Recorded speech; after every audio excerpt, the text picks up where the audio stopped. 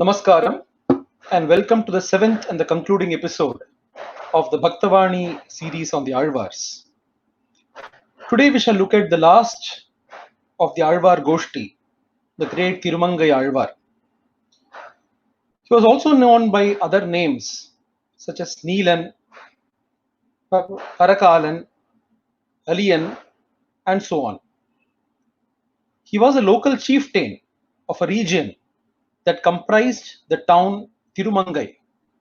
That is how he came to be known as Tirumangai Mannan and later on Tirumangai Alvar. He fell in love with a Vaishnava girl called Hamsadhvani and wanted to marry her. Hamsadhvani agreed for the marriage on two conditions. The first,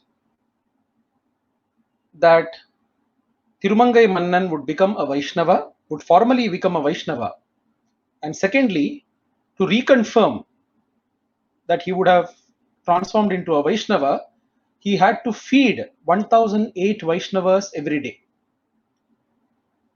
Tirumangai Mannan was so much in love with Hamsadhvani that he agreed for both the conditions. And from the very next day onwards after the marriage, he started feeding 1008 Vaishnavas every day. Very soon all his wealth began to be used for the feeding of the Vaishnavas. He even stopped paying the dues which he was supposed to pay to the king of the land. And this resulted in a lot of fights and strifes between Tirumangai Mannan and the king. And finally, Tirumangai was jailed. One day, when he was in the jail and thinking about how he would continue the feeding of the Vaishnavas, Lord Varadaraja Perumal appears in his dream and tells him that at a particular spot on the banks of the river Vegavati in Kanchipuram, if they dig, they would find huge treasure which can be used to repay the dues of the king as well as to perform the Annadanam further to the Vaishnavas. The very next day, this is informed to the guards of the kings, and they all go to that spot and they find huge treasure there, which is more than enough to repay the dues of the king. And with the remaining money, Tirumangai Mannan continues to do Annadanam to the Vaishnavas. But very soon that is also gone. Now what else to do? How else to find the source of income to keep feeding, to keep the Annadanam alive? He starts robbing. He starts robbery. All the wealthy, the processions and different kinds of people who come across the highway, he and his friends would go and would take all their belongings, and all that wealth would be used for the feeding of the Vaishnavas. Very strange, isn't it? One day the Lord, deciding that this is the right time to turn Tirumangai into the objective of his life, into his greatest devotee, the Lord himself comes along with Lakshmi in the form of a bride and a bridegroom, along with a huge party, a marriage party. And similarly, just like he would be robbing all other people passing through the highway, he also stops the marriage procession and he asks all of them to keep all their belongings, the wealth, ornaments, all of them onto a sack. And then when he is ready to take the sack back, he finds that it is so heavy that he is not able to lift the sack. So he asks the bridegroom, is there some special technique of lifting this sack? Because I know that I don't see too much of weight inside. I have carried so much of weight in the past, but this I am not able to lift. Is there some technique? So the bridegroom, who is none other than Lord Ranganatha himself, he says, yes, there is. I will tell you the trick. And in his ears, he gives the Upadesham of the Narayana mantra. The Ashtakshari mantram is given as Upadesham by Narayana himself to Tirumangai.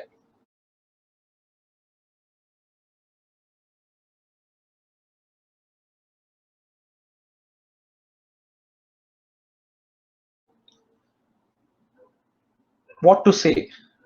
Receiving Upadesham from the Lord himself, Tirumangai is definitely able to lift the sack, but some kind of transformation already begins to happen within him. And very soon, he discards of all these activities and starts visiting the temple of the Lord. He goes from one temple to the another temple singing the praises of the Lord.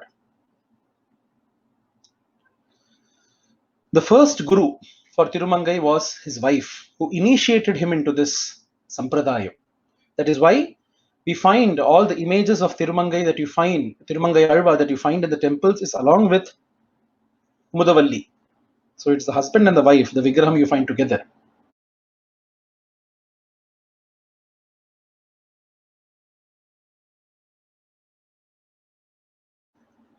In this Pasuram that we shall hear now, from the Periya Tirumozhi, which is the magnum opus of Tirumangai Alvar, he speaks of this transformation. He says that he was wandering amongst women seeking pleasure, and then later on as a robber, robbing people of their possessions and wealth. And finally, it was the bounden grace of Narayana that brought him to his feet and saved him from committing more sins. So he's expressing his gratitude towards the bounden mercy of the Lord. We shall now hear to this Pasuram. Vadinen வாடி வருந்தினேன் மனத்தால் பெரும் துயரிடும் பையில் பிறந்து வாடினேன் வாடி வருந்தினேன் மனத்தால் பெரும் துயரிடும் பையில் பிறந்து கூடினேன் கூடி இளையவர் தம்மோடு அவர் தரும் கலவியே கருதி கூடினேன் கூடி இளையவர் தம்மோடு அவர் தரும் கலவியே கருதி ஓடினேன் ஓடி உய்வதோர் பொருளால் உணர்வெனும் பெரும் பதம் தெரிந்து ஓடினேன் ஓடி உய்வதோர் பொருளால் உணர்வெனும் பெரும் பதம் தெரிந்து நாடினேன் நாடி நான் கண்டு கொண்டேன் நாடினேன் நாடி நான் கண்டு கொண்டேன் நாராயணா என்னும் நாமம் நாராயணா என்னும் நாமம்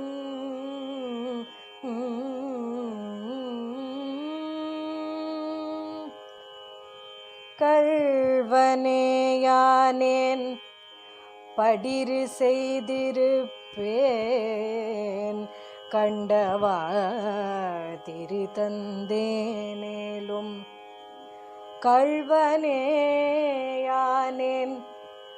படிறு செய்திருப்பேன் கண்டவா திரு தந்தேனேலும் தெள்ளியே நானேன் செல் கதி கமைந்தேன் சிக்கென திருவருள் பெற்றேன்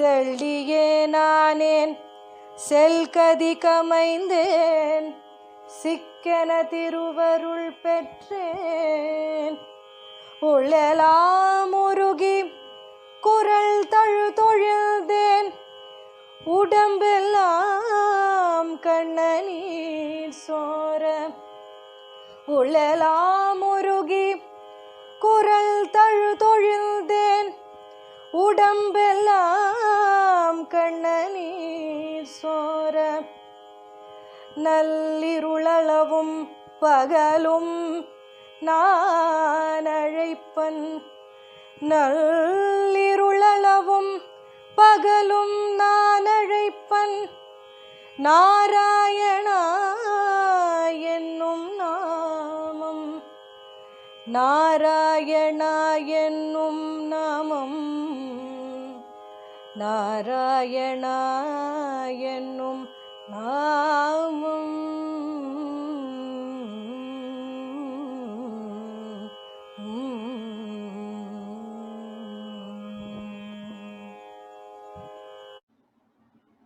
Tirumangai Alvar then begins to visit all the Vaishnava temples.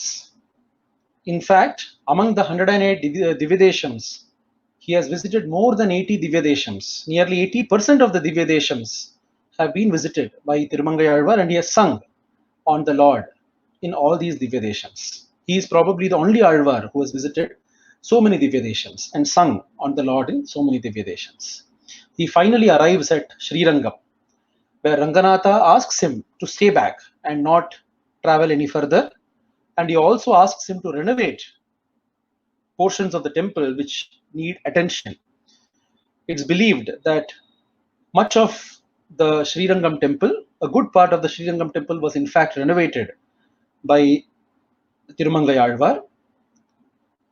And of course, we know of the different activities or traditions introduced by Tirumangai Alvar in Srirangam, which we saw in one of the previous episodes of the Rapat Adhyayanotsavam, which he had started.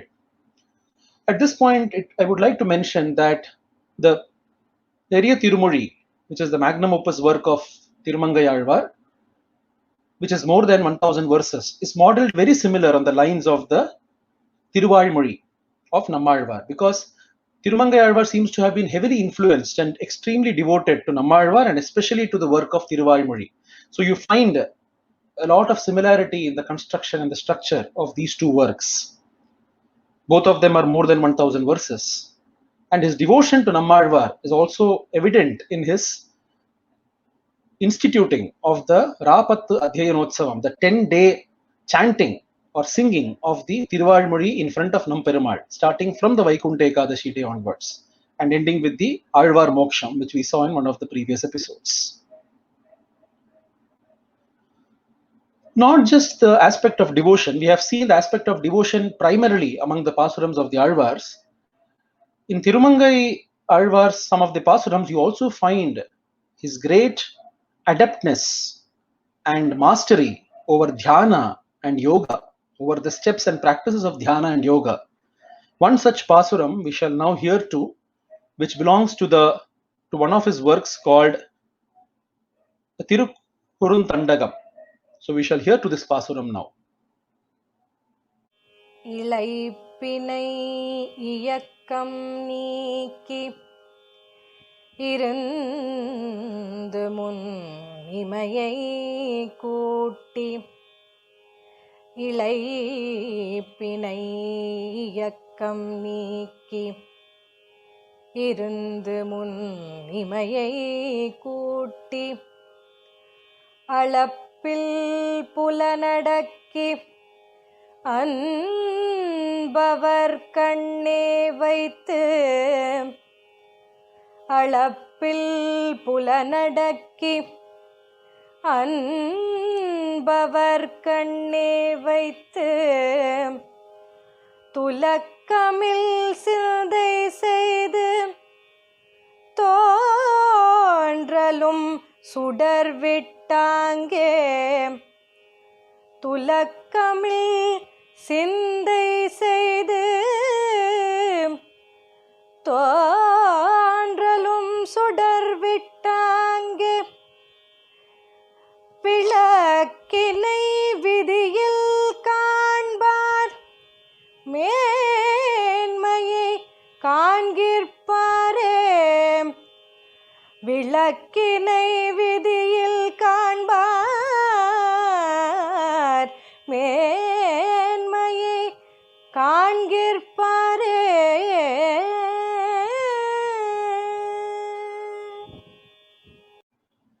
We thus saw that all the Alvars, in fact, they came from different strata of the society, different communities of the society, but they all preached and showed us the way of devotion to reach the feet of Lord Narayana.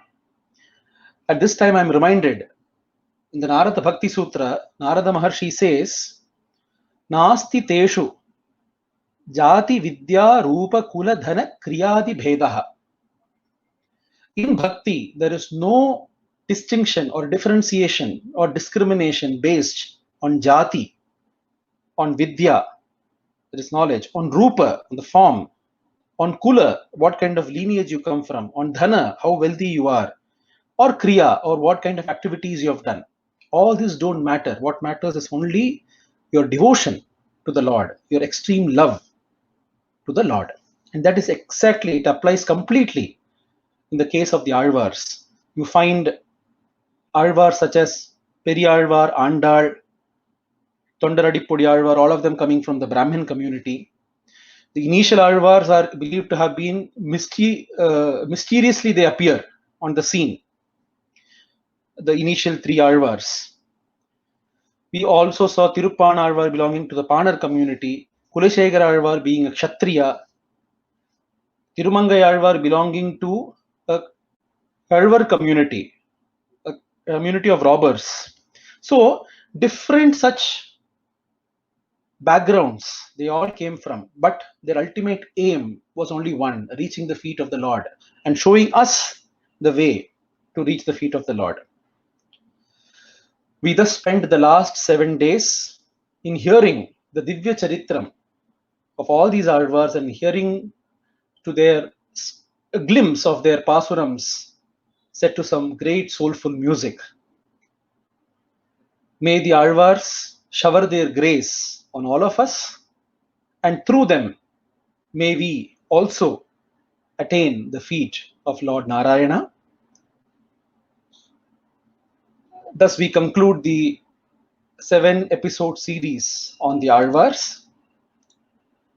Do keep watching the upcoming events and the sessions on Subbu's Corner on the YouTube channel as well as the Facebook page. Do visit, like and subscribe. We shall come up with many more such sessions in the future. Until then, Namaskaram.